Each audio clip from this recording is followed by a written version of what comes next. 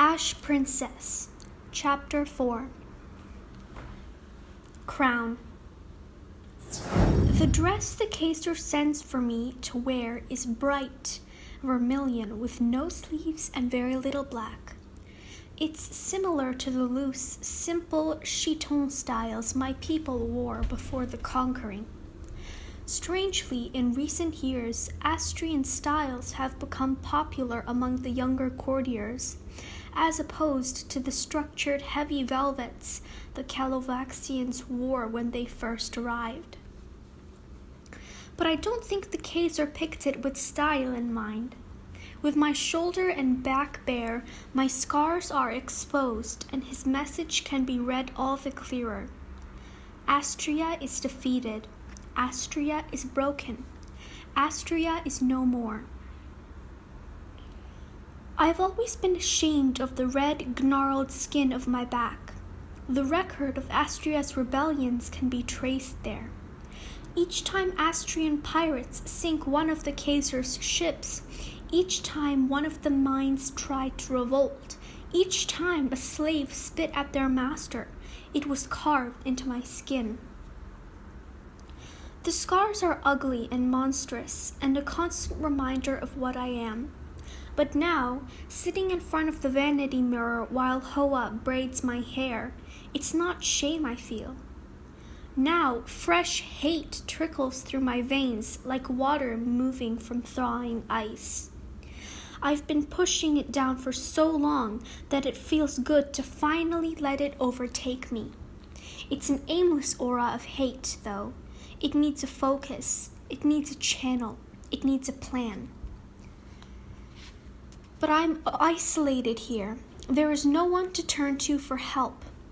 All I know of what goes on outside the palace comes from overhearing Calovaxian courtiers, and it's usually been filtered through so many people by then that I'm not sure how much truth is in it.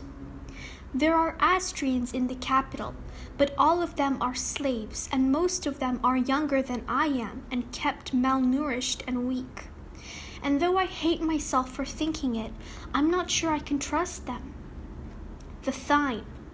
Even though the very thought of him makes me want to vomit again, I can't deny that if there's anyone who is likely to have accurate information about Astrian rebellions, it's him. There's the possibility Cress has overheard him saying something relevant, but the world outside the palace holds little interest for her, so it doesn't seem likely she'd remember anything important. No, I'll have to speak with the Thine myself tonight, though being around him always makes me feel like I'm 6-year-old again, watching him slit my mother's throat. I am sure he doesn't like me any more than I like him. But if I corner him with Cress at my side, if I widen my eyes and let my voice tremble as I act like I'm frightened that Ampelia was working with someone, that whoever it is will try to come out and take me away, he'll have to tell me something. Admittedly, he'll tell me there's no one left no matter what the truth is, but for all his skills in battle, the Thine is a horrible liar. Cress herself pointed out the tells to me once, how his skin turns a flustered red under the long yellow beard that takes up most of his face. How he makes too much eye contact, how his nostrils flare. Either way, I'll have a better idea of what's going on with the rebellion. Hoa fastens another black braid with a plain pin. Her eyes meet mine in the mirror, and for an instant I could swear she reads my thoughts as clearly as words on a page. Her eyes narrow, but after a moment she looks away, braiding the last section of my hair and securing it in place. There's a knock on the door, and without waiting, a servant enters with a gold box, the final part of my ensemble. Inside is a crown modeled after the one my mother wore, a circlet of flames that cut across the forehead and reaches up a few inches, licking at the air. Hoa places it on my head with a feather-light touch. It's a routine we've been through too many times to count, so often that it becomes banal. But this time is different. This time, I let myself remember how my mother would sometimes let me wear her crown, how it was so big it would fall down around my neck. But while my mother's crown was wrought from black gold and set with rubies, the one the Kaiser sends me is molded from ashes, and as soon as it is in place, it begins to crumble, streaking my hair, skin, and dress. My mother was known as the Fire Queen, regal and strong, but I am the Ash Princess, a living joke. The stairs lie heavily on my skin as soon as I step into the banquet hall, followed by whispers and titters that warm my cheeks. Flakes of ash come down with each step I take, each infinitesimal move of my head fluttering against my cheeks and shoulders and chest. I pretend not to notice, keeping my head high and letting my eyes glide over the courtiers until they catch on one stare in particular. The prince's eyes are so much like his father's that my chest constricts until I can hardly breathe. I look away, wanting to sink through the floor, and disappear entirely as I remember how I vomited on him earlier. His stare has a purpose to it, though, which is not to gawk or gloat, but to draw my eyes back to his.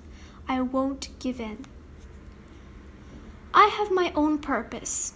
While he watches me, I watch the shadows, where the slaves wait with their sunken eyes until they're needed. They are mostly children and adolescents, though there are a few older women as well. No one who could prove a threat, physically. They are all frail bones jutting out beneath sallow skin with missing teeth and thinning clumps of hair. Don't look, the voice urges, but I ignore it now. I need to look, I need to see. There you are, Crescentia says, tearing my attention away from the shadows. She appears at my side and loops her arm through mine, even as ashes flake down to cover her as well. Her cheerfulness cuts through the tension in the room, and everyone else's attention dissipates. They remember, as I do, what happened the first time the Kaiser sent me the ash crown, how Crescentia, then only 7, brushed her thumbs along my cheekbones and smeared the ashes into thick lines. There, she'd said so softly that no one else heard her. Now you're truly ready for battle. The small act of defiance earned me 10 lashes, and I'm sure the Thane pushed Cress as well. Now she ignores the crumbling crown as stubbornly as I do. I heard all about the trial, she said softly, her forehead puckering. Are you all right? Trial seems like an odd word for it. There were no arguments made, no jury, no judge. It was a murder, and I executed it myself. Logically, I didn't have a choice, but that doesn't ease my guilt. It's done, I tell her, waving a hand dismissively, as if it's so easy to rid myself of the memory of the blade biting into Ampelio's skin. I do hope Hoa will be able to get the blood out, though. It was such a pretty dress, don't you think? Oh, yes, I'm so terribly jealous, Thora. Yellow looks awful on me, but you pull it off so beautifully, she says, squeezing my arm as she leads me to the fair end of the banquet table, away from the royal family and Prince Soden's probing gaze. The Thane, I notice, with the sinking stomach, isn't here. He must have already left again, off to another battle, another invasion, another slaughter. Ash, princess. The Kaiser's voice sends ice down my spine, but I suppress a shudder as I turn toward it, pleasant smile at the ready. His pale blue eyes are hard over his goblet of wine, raised in a mock toast to me. His bloated face is already a drunken red. "You're the guest of honor. Your place is here." He gestures to an empty seat next to Prince Soden. The squeezed Crescentia gives my hand is comforting as I leave her side to approach the Kaiser.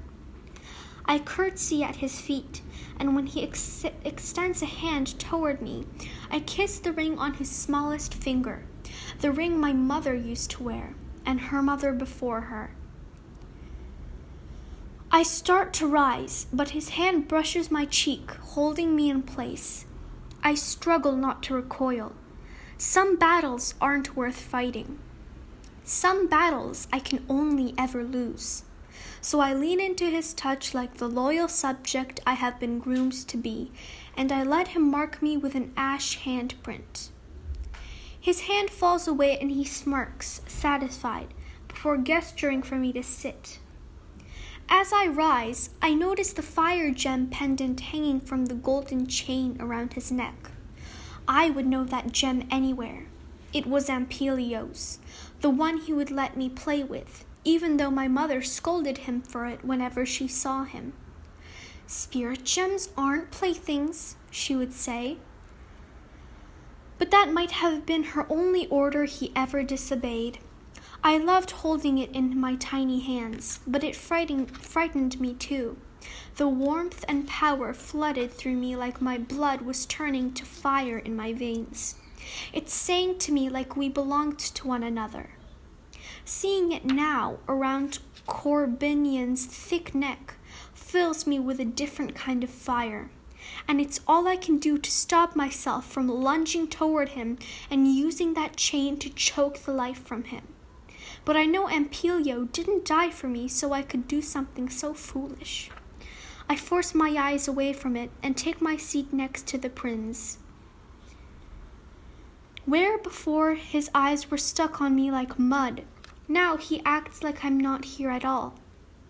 He never lets his eyes leave the plate of food in front of him.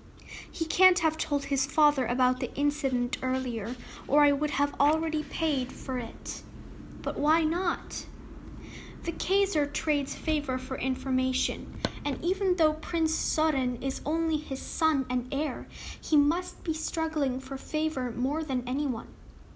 The Calovaxian's monarchy is rooted more in strength than blood, and half the time when an old monarch dies, he refuses to name his son as successor, and the other families at court take the opportunity to make a grab for power. The history books say that it's always bloody and that the process can drag on for years. But the prince isn't weak. Even before he returned, the court was abuzz with his heroics in battle. How strong and valiant he was. What a great Kaiser he would make one day. The Kaiser hasn't fought in battle in decades now. Unusual for Kaisers, who often remain warriors until the death. Prince Soden's strength is only highlighting the Kaiser's weakness, and that is something I'm sure the Kaiser will make him pay for now that he's back at court. I don't know why the prince wouldn't take that favor he could. A slave boy appears next to me, piling my plate with fish grilled with spices in the Astrian tradition. Most Calovaxians have a difficult time stomaching Astrian food, but on nights like this, they insist on trying. It's more of a symbol than anything else, after all.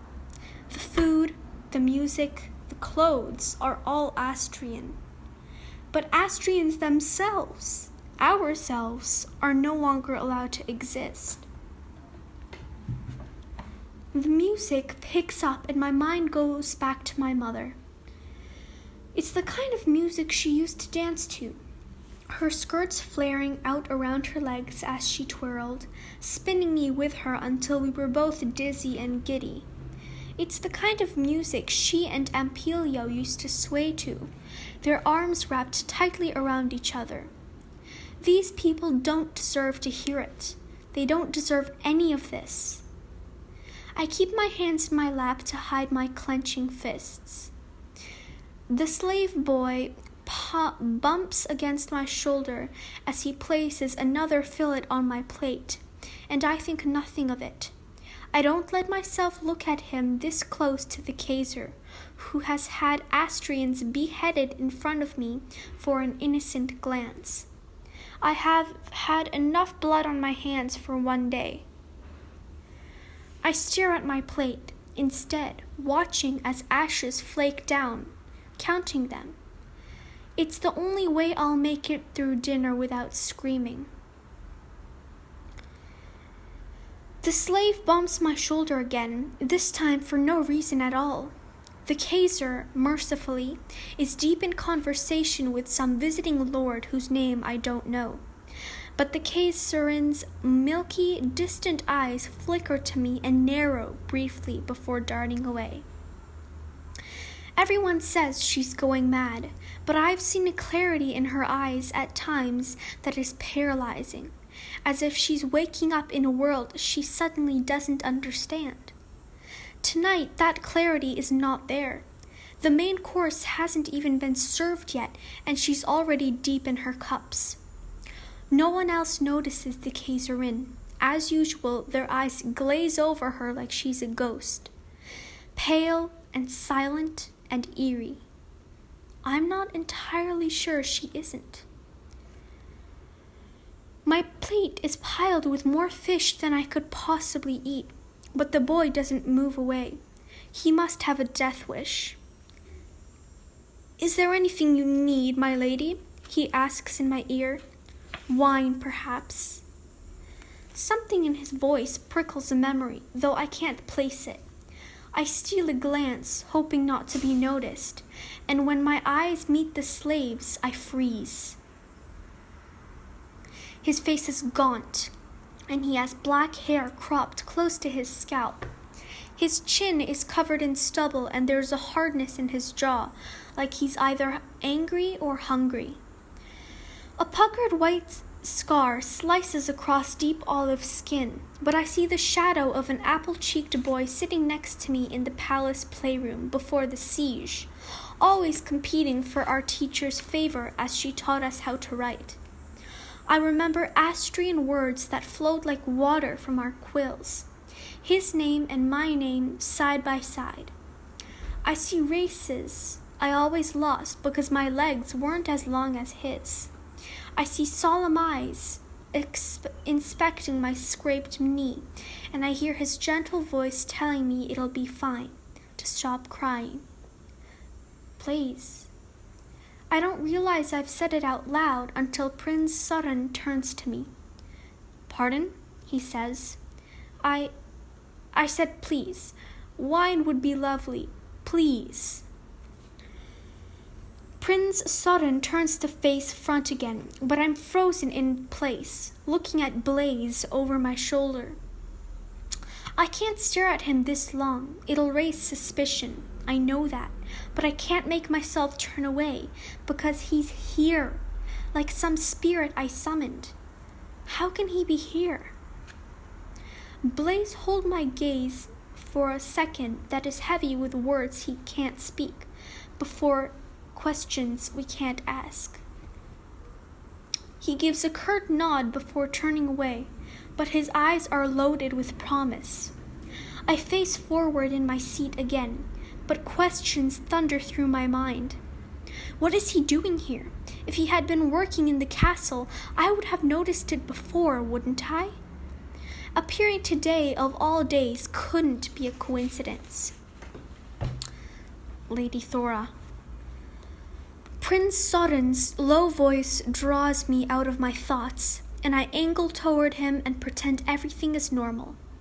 His bright eyes land on mine, shift to the handprint his father left on my cheek, and dart away. He looks to the Kaiser, who is paying too much attention to the slave girl pouring him more wine to notice anything else. She's younger than I am, 14 maybe. It makes my skin crawl, but it's nothing I haven't seen before. Still, Prince Soden's voice is quiet, barely audible over the music and conversation. about what happened. I'm so sorry, Your Highness, I interrupt, turning my attention back to Soden, suddenly embarrassed. You must understand that I was in shock, as you were astute enough to realize. It was the first time I trail off. I can't say the words. Saying them out loud will make them irreparably true. Thank you for not telling anyone. Of course, he says, looking surprised. He clears his throat. As bumbled as my attempt might have been, I was only seeking to... It's his turn to break off. I wanted to ease your mind. The kindness in his words takes me aback, especially when he's looking at me with the Kaiser's cold blue eyes. It's difficult to meet them, but I try. My mind is easy, Your Highness, I assure him, forcing a smile to my face. Soden, he calls. Call me Soden. Soden, I repeat. Even when gossiping about him with Crescentia, I don't know that I've ever said his name out loud. He's always been the prince. I'm struck by how Calovaxian a name it really is, with its hard edges and long O. It sounds like a sword slicing through the air and finding its target. It's strange, the power our names have over us. How can there be such a difference between Thora and Theodosia when both are me? How can just saying Soden's name aloud make it so much harder to lump him in with the Kaiser and the Thine and all the other Calovaxian warriors? Then you must call me Thora, I say, because it's the only response I can give, even if the name tastes bitter in my mouth. Thora, he repeats, lowering his voice. What I meant earlier was that I remember my first kill, and I think it will always haunt me. Even if they were only Astrian rabble? I ask, struggling to keep the bite out of my voice. I must not have succeeded because he goes quiet for a moment. Uri, Gabriel, Kairi, Nick, Marios, Dominic, Hethos, Silas, and Vaso, he says, counting them off on his fingers. It takes me a moment to realize he's listing the names of the men he killed 7 years ago. The one of my father killed was called Elias. It's not something I'm proud of. I'm sorry if I led you to believe otherwise. The words are stiff and clipped at the edges, but there's no mistaking the feeling behind them, straining to break free. There is nothing laid bare in his eyes that I've never seen before. Not from any Calovaxian, not even Cress. Before I can puzzle over how to respond, Blaze appears at my shoulder again, pouring blood-red wine into my goblet. It takes all my self-control not to look at him. On the other side of the table, a slave girl drops a tray, sending fish skidding across the stone floor. Everyone turns to stare as she hastens to clean it up. Even the prince, Soden. Midnight tonight, Blaze whispers in my ear. Kitchen cellar. I turn, but he's already disappeared into the crowd. The slave girl who dropped the tray is grabbed by 2 guards and dragged from the room. She will be whipped for her clumsiness at best, killed at worst. Before she is gone, her eyes lock onto mine, and a small, tight smile flickers across her mouth. She isn't clumsy at all. It was a distraction, and one that might cost her her life. I can't imagine how I'll be able to meet Blaze tonight, but I will have to try.